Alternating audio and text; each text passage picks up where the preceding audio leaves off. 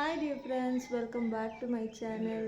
ಎಲ್ಲರೂ ಹೇಗಿದ್ದೀರಾ? ನೀವೆಲ್ಲರೂ ಚೆನ್ನಾಗಿದ್ದೀರಾ ಅಂತ ಅಂದ್ಕೊಳ್ತೀನಿ. ನಾನು ಕೂಡ ತುಂಬ ಚೆನ್ನಾಗಿದ್ದೀನಿ. ಇವತ್ತು ನನ್ನ ಮುದ್ದು ಮಗಳು ಬೆಂಗಳೂರಿಂದ ಬಂದಿದ್ದಾಳೆ. ಆ್ಯಕ್ಚುಲಿ ನಿನ್ನೆ ಸಂಜೆ ಬಂದಿದ್ದು. ಇವತ್ತು ಮನೆ ದೇವರಿಗೆ ಹೋಗಿ ಬರೋಣ ಅಂತ ಹೊರಟಿದ್ದೀವಿ. ನಾನು, ಅಪ್ಪ, ಅಮ್ಮ, ಹರ್ಷ, ನನ್ನ ಬಂಗಾರಿ ಎಲ್ಲರೂ. ಇನ್ನೇನು ಡಿಲಿವರಿ ಹತ್ರ ಇರೋದ್ರಿಂದ ಒಂದು ಸಲ ಹೋಗಿ ದೇವ್ರನ್ನ ದರ್ಶನ ಮಾಡ್ಕೊಂಬರೋಣ ಅಂತ ಅಂದ್ಕೊಂಡಿದ್ದೀವಿ. ಇನ್ನೇನು ಸ್ವಲ್ಪ ಹೊತ್ತು ಹೊರಡ್ತೀವಿ. ರೆಡಿಯಾಗಿದ್ದೀವಿ ಎಲ್ಲರೂ. ಹಾಯ್ ಮಾಡು ಮಗಳೇ. ಹಾಯ್. ಅದೇ ಇನ್ನೊಂದು ಸ್ವಲ್ಪ ಹೊತ್ತು ಹೊರಡ್ತೀವಿ. ಎಲ್ಲ ಪ್ರಿಪ್ರೇಷನ್ ಎಲ್ಲ ಆಗಿದೆ, ಎಲ್ಲರೂ ರೆಡಿಯಾಗಿದ್ದೀವಿ. ಟಿಫನ್ ಎಲ್ಲ ರೆಡಿ ಮಾಡಿಕೊಂಡು ಬಾಕ್ಸಿಗೆಲ್ಲ ಹಾಕ್ಕೊಂಡು ರೆಡಿಯಾಗಿದೆ. ಪೂಜೆ ದರ್ಶನ ಎಲ್ಲ ಮುಗಿಸ್ಕೊಂಡು ಅಲ್ಲೇ ಎಲ್ಲ ತಿಂಡಿ ತಿನ್ಕೊಂಡು ಬರೋದು ಅಂತ ಅಂದ್ಕೊಂಡಿದ್ದೀವಿ. ಇನ್ನು ಪೂಜೆ ಐಟಮ್ ಸ್ವಲ್ಪ ಹೋಗ್ತಾ ದಾರಿಯಲ್ಲಿ ಹಾಗೆ ತೊಗೊಂಡು ಹೋಗೋಣ ಅಂತ ಅಂದ್ಕೊಂಡಿದ್ದೀವಿ. ಎಷ್ಟೊತ್ತಾಗುತ್ತೆ ಏನು ಅಂತ ಗೊತ್ತಿಲ್ಲ. ಈಗ ಟೈಮ್ ಬಂದು 8 o'clock ಆಗ್ತದೆ. ಇನ್ನೊಂದು ಹಾಫ್ ಆನ್ ಅವರಲ್ಲಿ ಬಿಡಬೇಕು. ನೋಡೋಣ ಎಷ್ಟೊತ್ತಾಗತ್ತಂತ. ಇದೆಲ್ಲ ನನ್ನ ಬಂಗಾರಿ ಜೊತೆ ಸಿಂಪಲ್ ಟ್ರಾವೆಲ್ನ ನಿಮ್ಮ ಜೊತೆ ಶೇರ್ ಮಾಡ್ಕೊತೀನಿ.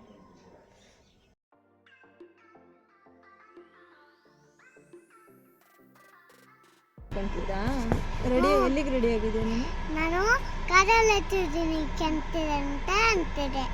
ಎಲ್ಲಿಗೆ ಹೋಗ್ತಿರೋದು ನಾವು? ಕಾರಿಗೆ. ಕಾರಲ್ಲಿ ಎಲ್ಲಿ ಹೋಗ್ತಿದ್ದೀವಿ? ಕಾರಿಗೆ ಅಂದರೆ ಅಲ್ಲಿ ಮಾಮ ಹೋಗ್ಬೇಕಂತ ಅಂತ ಅಂತ. ಮಾಮಿಗೆ ಹೋಗ್ಬೇಕಂತ ರೆಡಿ ಆಗಿದೆಯಾ? ಯಾರಿಗೆ ಹೇಳ್ದೇನಂತ? ಇನ್ನೇನು ಇರ್ತಾರೆ. ಯಾರಿಗೆ ಹೇಳ್ದೆ? ಇಲ್ಲ ಇತ್ತು ಇನ್ನೀಕಂತಿದೆ. ಸುಂದರಿ ನಾನು ಆಟ ಸಾಮಾನು ಅಂತಿದೆ. ಆಟ ಸಾಮಾನು ಬೇಕು ಅಂತ ಕೇಳ್ದ? ಯಾರಿಗೆ? ನಂಗೆ. ಹೊರಡೋಕ್ಕೆ ಮುಂಚೆ ಹೂವು, ಹಣ್ಣು, ಕಾಯಿ ಎಲ್ಲ ತೊಗೋಬೇಕು ಅಂತ ಹೇಳಿದ್ನಲ್ವ, ಅದಕ್ಕೋಸ್ಕರ ಗಾಡಿಯನ್ನು ಶಿವಮೊಗ್ಗ ಬಸ್ ಸ್ಟಾಪ್ ಹತ್ರ ನಿಲ್ಲಿಸಿ ಅಲ್ಲೇ ಬ್ಯಾಕ್ ಸೈಡಲ್ಲಿ ಫ್ಲವರ್ಸ್ ಎಲ್ಲ ಸಿಗತ್ತೆ, ಅಲ್ಲೇ ಎಲ್ಲನೂ ತೊಗೊಳ್ಳೋಣ ಅಂತ ಹರ್ಷನೂ ಅಪ್ಪ ಇಬ್ಬರು ಹೋಗಿ ಎಲ್ಲನೂ ತೊಗೊಂಡು ಬರ್ತಿದ್ದಾರೆ. ಇಲ್ಲಿಂದ ನಮ್ಮ ಮನೆ ದೇವ್ರ ದೇವಸ್ಥಾನ ಒಂದು 40 kilometers ಆಗುತ್ತೆ ಒಂದು ಸೈಡು. ದೇವಸ್ಥಾನದ ಹತ್ರ ಬಂದ್ವಿ. ಮಧ್ಯದಲ್ಲಿ ಯಾವುದೂ ವಿಡಿಯೋ ಮಾಡ್ಕೊಳ್ಳೋದಕ್ಕಾಗಲಿಲ್ಲ, ಯಾಕೆಂದರೆ ಸೋನು ನನ್ನ ಹತ್ರನೇ ಮಲ್ಕೊಂಬಿಟ್ಟಿದ್ಲು. ಅಮ್ಮ ಎಷ್ಟು ಕರಿತಾಯಿದ್ರು ಅಮ್ಮನ ಹತ್ರ ಹೋಗಲಿಲ್ಲ. ಹಾಗಾಗಿ ನಾನೇ ಮಲಗಿಸ್ಕೊಂಡಿದ್ದೆ, ವಿಡಿಯೋ ಏನೂ ಮಾಡ್ಕೊಳ್ಳೋಕ್ಕಾಗಲಿಲ್ಲ. ದೇವಸ್ಥಾನದ ಹತ್ರ ಬಂದವರೇ ಮೊದಲು ಹೋಗಿ ಕೈ ಕಾಲನ್ನೆಲ್ಲ ತೊಳ್ಕೊಂಡು ದೇವಸ್ಥಾನಕ್ಕೆ ಹೋಗೋಣ ಅಂತ ಅಂದ್ಬಿಟ್ಟು ಹೋದ್ವಿ. ತುಂಬ ದಿನ ಆದಮೇಲೆ ಮನೆ ದೇವ್ರ ದೇವಸ್ಥಾನಕ್ಕೆ ಅಂತ ಬಂದಿದ್ದು. ಲಾಸ್ಟ್ ಟೈಮ್ ಜಾತ್ರೆ ಇದ್ದಾಗ ಬಂದಿದ್ವಿ ಅಷ್ಟೇ, ಫುಲ್ ಫ್ಯಾಮಿಲಿ ಎಲ್ಲನೂ. ಅದಾದಮೇಲೆ ಮತ್ತೆ ಬರೋಕ್ಕಾಗಿರಲಿಲ್ಲ ಕೆಲಸದ ಬ್ಯುಸಿಯಲ್ಲಿ. ಹಾಗಾಗಿ ಒಂದು ಸಲ ಡೆಲಿವರಿಗೂ ಮುಂಚೆ ಬಂದು ಅಮ್ಮನ ನೋಡಬೇಕು ಅಂತ ತುಂಬ ಆಸೆ ಇತ್ತು ನನಗೆ. ಆ್ಯಕ್ಚುಲಿ 6 ಮಂತಲ್ಲಿ 5 ಮಂತ್ಸಲ್ಲೆಲ್ಲ ಅಂದ್ಕೊಂಡೆ, ಆಗಲಿಲ್ಲ. ಹೋಗೋಣ ಅಂತ ಅಂದ್ಕೊಂಡು ಸುಮ್ಮನೆ ಆಗೋಗ್ಬಿಟ್ವಿ. ಡೆಲಿವರಿ ಡೇಟ್ ಯಾವಾಗ ನನಗೆ ಹತ್ತತ್ರ ಹೇಳ್ತಿದ್ದಾರೆ ಅಂತ ಅನ್ನಿಸ್ತೋ, ಇಲ್ಲ ಆಗಿದ್ದಾಗಲಿ ನಾನು ಹೋಗಲೇಬೇಕು ಅಂತ. ಸ್ವಲ್ಪ ಜನ ಎಲ್ಲ ಈ ಟೈಮಲ್ಲಿ ಎಷ್ಟು ದೂರ ಟ್ರಾವೆಲ್ ಮಾಡಬೇಕಾ, 40 kilometers ಒಂದು ಸೈಡ್ ಆಗುತ್ತೆ ಅಂತೆಲ್ಲ ಹೇಳಿದ್ರು. ಆದರೂ ಪರವಾಗಿಲ್ಲ, ನಾನು ಹೋಗಬೇಕು, ಅಮ್ಮನ ನೋಡಬೇಕು, ಒಂದು ಸಲ ದರ್ಶನ ಮಾಡ್ಕೊಂಡು ಬರಬೇಕು ಅಂತ ಆಸೆ ಇತ್ತು ಅಂತ ಅಂದಿದ್ದಕ್ಕೆ, ಸರಿ ಹೋಗ್ಬಿಟ್ಟು ಆಸೆ ಅಂತ ಹೇಳ್ತಿದ್ಯಲ್ಲ ಅಂತ ಅಂದ್ಬಿಟ್ಟು ಕರ್ಕೊಂಡು ಹೋದರು. ಹಣ್ಣು ಕಾಯಿ ತಗೊಂಡಿದ್ದೆಲ್ಲನೂ ಎತ್ಕೊಂಡು ಪೂಜೆಗೆ ಅಂತ ಕೊಟ್ವಿ. ಎಲ್ಲನೂ ಚೆನ್ನಾಗಿ ಪೂಜೆ ಮಾಡಿ ಕೊಟ್ಟರು. ಅಮ್ಮನ ಹತ್ರ ಕೂತ್ಕೊಂಡು ಅಮ್ಮನ ಇಚ್ಛೆ ಹೇಗಿದೆ, ಯಾವ ಮಗು ಆಗಬೇಕು ಅಂತಿದೆ, ಅದೇ ರೀತಿ ಆಗಲಿ ಅಂತ ಕೇಳಿಕೊಂಡು ಮನಸ್ಫೂರ್ತಿಯಾಗಿ ಬೇಡಿಕೊಂಡು ದೇವಸ್ಥಾನ ಸುತ್ತ ಇನ್ನೂ ತುಂಬ ದೇವಸ್ಥಾನಗಳಿತ್ತು, ಅದನ್ನೆಲ್ಲ ಹೋಗಿ ದರ್ಶನ ಮಾಡ್ಕೊಬರೋಣ ಅಂತ ಹೊರಟ್ವಿ. ಇಲ್ಲಿ ವಾಲ್ಗದ ಸೌಂಡ್ ಬರ್ತಾಯಿದೆ, ಅದಕ್ಕೋಸ್ಕರ ಇಷ್ಟು ಕುಣಿತಾ ಇದ್ದಾಳೆ ಅವಳು. ಅಲ್ಲಿಂದ ಸುತ್ತ ಇರೋ ದೇವಸ್ಥಾನಗಳನ್ನೆಲ್ಲ ನೋಡಿ ನಮಸ್ಕಾರ ಮಾಡ್ಕೊಂಬರೋಣ ಅಂತ ಅಂದ್ಬಿಟ್ಟು ಹೊರಟ್ವಿ. ಅವಳನ್ನ ಹಿಡಿಯೋಕ್ಕಾಗ್ತಾಯಿಲ್ಲ ನಮ್ಮ ಕೈಯಲ್ಲಿ, ಅಷ್ಟು ಖುಷಿಯಾಗಿ ಓಡಾಡ್ತಾ ಇದ್ದಾಳೆ. ಟೆಂಪಲ್ ರನ್ ಅಂತ ಹೇಳ್ತಾರಲ್ಲ, ಇದೇ ನೋಡಿ ಅದು. ಈ ವಿಡಿಯೋ ಮಾಡ್ತಾ ಇರೋದು ಬಂದು ಸೋಮವಾರ, ನಾವು ದೇವಸ್ಥಾನಕ್ಕೆ ಹೋಗಿದ್ದು ಸೋಮವಾರ. ಲೇಟಾಗಿ ಪೋಸ್ಟ್ ಮಾಡ್ತೀನಿ ಅಂತ ಅನಿಸುತ್ತೆ, ಯಾಕೆಂದರೆ ಇವಾಗ ಮನೆಯಲ್ಲಿ ಸ್ವಲ್ಪ ಜನ ಇದ್ದಾರೆ. ಹಾಗಾಗಿ ಡಾಕ್ಟರೂ ಲಾಸ್ಟ್ ಟೈಮ್ ಹೋದಾಗಿಂದ ಸ್ವಲ್ಪ ರೆಸ್ಟಲ್ಲಿರಿ ಅಂತ ಹೇಳಿದರು. ನಾನು ಬೇರೆ ದೇವಸ್ಥಾನಕ್ಕೆ ಅಂತೆಲ್ಲ ಓಡಾಡಿದ್ನಲ್ವ, ಹಂಗಾಗಿ ಸ್ವಲ್ಪ ನನಗೂ ಏನೋ ಸ್ವಲ್ಪ ಹಿಂಸೆ ಆಗ್ತಾಯಿತ್ತು. ಹಾಗಾಗಿ ಜಾಸ್ತಿ ಸ್ಟ್ರೆಸ್ ತೊಗೊಳೋದು ಬೇಡ ಅಂತಂದ್ಬಿಟ್ಟು ಜಾಸ್ತಿ ಏನೂ ಇದು ಮಾಡ್ತಾ ಇರಲಿಲ್ಲ. ಎಡಿಟ್ ಮಾಡೋಕ್ಕೂ ಆಗ್ತಾಯಿರಲಿಲ್ಲ, ಯಾಕಂದರೆ ಸೋನು ಬಂದಿರೋದ್ರಿಂದ ಅವಳು ಫೋನ್ನೆಲ್ಲ ಆವಾಗವಾಗ ಯೂಸ್ ಮಾಡ್ತಾಯಿರ್ತಾಳೆ, ಕೇಳ್ತಾಯಿರ್ತಾಳೆ. ಅದ್ರ ಮಧ್ಯೆ ನಾನು ತೊಗೊಂಡು ಮಾಡೋಕ್ಕಾಗ್ತಾಯಿರಲಿಲ್ಲ. ಹಾಗಾಗಿ ಸ್ವಲ್ಪ ಲೇಟಾಗಿ ಬರ್ಬೋದು ಈ ವಿಡಿಯೋ. ಅಲ್ಲಿಂದ ಒಂದು ಸೈಡ್ ಇದ್ದಿದ್ದ ದೇವಸ್ಥಾನಗಳ ದರ್ಶನ ಎಲ್ಲ ಮಾಡಿಕೊಂಡು ಹೊರಡ್ತಾ ಇದ್ವಿ. ಕಾರ್ ಮೇಲೆ ಕುತ್ಕೊಂಡು ಫೋಟೋ ತೆಗೆಸ್ಕೋತೀನಿ ಅಂತ ಹಠ ಮಾಡ್ತಾಯಿದ್ಲು. ಎಷ್ಟು ಜನದ ಮಧ್ಯೆ ಇದ್ರೂ ಹಿಂಗೆ ಓಡಾಡ್ತಾ ಇರ್ತಾಳೆ ಅವಳನ್ನ ಎಲ್ಲಾದರೂ ಕರ್ಕೊಂಡು ಹೋದರೆ ಹಿಡಿಯೋದು ಒಂದು ದೊಡ್ಡ ಟಾಸ್ಕ್ ನಮಗೆ. ಆ ರೀತಿ ಇದು ಮಾಡ್ತಾಳೆ. ಅಲ್ಲಿಂದ ಮುಂದೆ ಹೋಗ್ತಾಯಿದ್ವಿ. ವೆಡ್ಡಿಂಗ್ ನಡೀತಾ ಇತ್ತು ಅಲ್ಲಿ ಅಂತ ಹೇಳಿದ್ನಲ್ಲ ದೇವಸ್ಥಾನದಲ್ಲಿ. ಅಲ್ಲಿಂದು ಬ್ರೈಡ್ದು ಫೋಟೋಶೂಟ್ ನಡೀತಾಯಿತ್ತು. ಈ ಡೇಸ್ನೆಲ್ಲ ತುಂಬ ಮಿಸ್ ಮಾಡ್ಕೋತಾ ಇದ್ದೀನಿ ನಾನು ಇವಾಗ ಪ್ರೆಗ್ನೆಂಟ್ ಆದಾಗಿಂದನೂ. ಏಕೆಂದರೆ ನಾವು ಇದೇ ರೀತಿ ಮೇಕಪ್ ಮಾಡಿ ಬ್ರೈಡ್ಸ್ನ ಅವ್ರದ್ದು ಫೋಟೋಶೂಟ್ ಟೈಮಲ್ಲಿ ಅವ್ರಿಗೆ ಹೆಲ್ಪ್ ಮಾಡೋದಾಗಿರ್ಬೋದು, ನಾವು ಅದ್ರ ಟೈಮಲ್ಲಿ ಸ್ವಲ್ಪ ಕ್ಲಿಪ್ಪಿಂಗ್ಸ್ ತೊಗೊಳೋದಾಗಿರ್ಬೋದು, ಅದನ್ನೆಲ್ಲ ತುಂಬ ಮಿಸ್ ಮಾಡ್ಕೋತಾ ಇದ್ದೀನಿ. ಯಾರಪ್ಪ ಈ ಮೇಕಪ್ ಮಾಡಿರೋದು ಅಂತಂದ್ಬಿಟ್ಟು ಬ್ಯಾಕ್ ಸೈಡಿಂದ ನೋಡಿಕೊಂಡು ಹೋದೆ. ನೋಡಿದ್ರೆ ನಮ್ಮ ಮ್ಯಾಮು, ಅಂದರೆ ನಾನು ಇವ್ರ ಹತ್ರನೇ ಮೇಕಪ್ ಆರ್ಟಿಸ್ಟ್ ಸರ್ಟಿಫೈಡ್ ಆಗಿದ್ದು. ಇವ್ರು ನಮ್ಮ ಗುರುಗಳು ಅಂತಲೇ ಹೇಳ್ಬೋದು.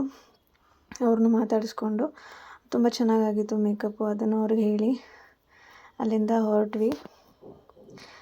ಹೊರಟು ಕಾರ್ ತೊಗೊಂಬಂದಿದ್ವಲ್ಲ ನಮ್ಮ ಅತ್ತೆ ಅವ್ರದ್ದು, ಅದಕ್ಕೂ ಪೂಜೆ ಮಾಡಿಸ್ಬೇಕಾಗಿತ್ತು. ಆವಾಗಲೇ ಪೂಜಾರರು ಸ್ವಲ್ಪ ಒಳಗಡೆ ಜನ ಇದ್ದರು ಅಂತಂದ್ಬಿಟ್ಟು ಬ್ಯುಸಿಯಾಗಿದ್ದರು.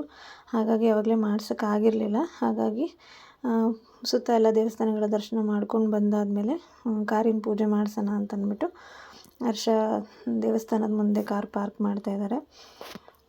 ಕಾರಿನ ಪೂಜೆ ಎಲ್ಲ ಮುಗಿಸ್ಕೊಂಡು ತಿಂಡಿ ಹೇಗಿದ್ರು ಮಾಡ್ಕೊಂಡು ತೊಗೊಂಬಂದಿದ್ದೀವಿ. ಅದನ್ನು ಅಲ್ಲೇ ತಿನ್ಕೊಂಡು ಹೊರಡೋದು ಅಂತ ಅಂದ್ಕೊಂಡಿದ್ದೀವಿ.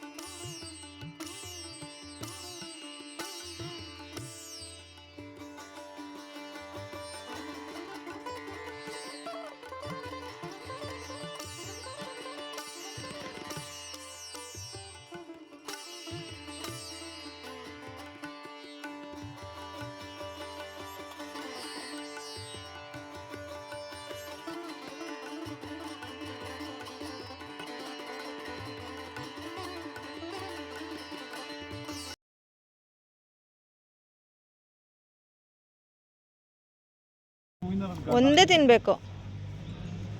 ಅದರಲ್ಲಿ ಎಷ್ಟಿದೆ ನೋಡು ಸೋನು, ಒಂದರಲ್ಲೇ 4 ಹಾಕಿದ್ದಾರೆ. ಎಷ್ಟು ತಿಂತಾರೆ ಅದನ್ನ? ಹಾಂ, ಅದು ಮಾತ್ರ ತಿನ್ನುತ್ತೆ ಬಿಡಿ ಮಗ, ಇನ್ನೇನು ತಿಂತ.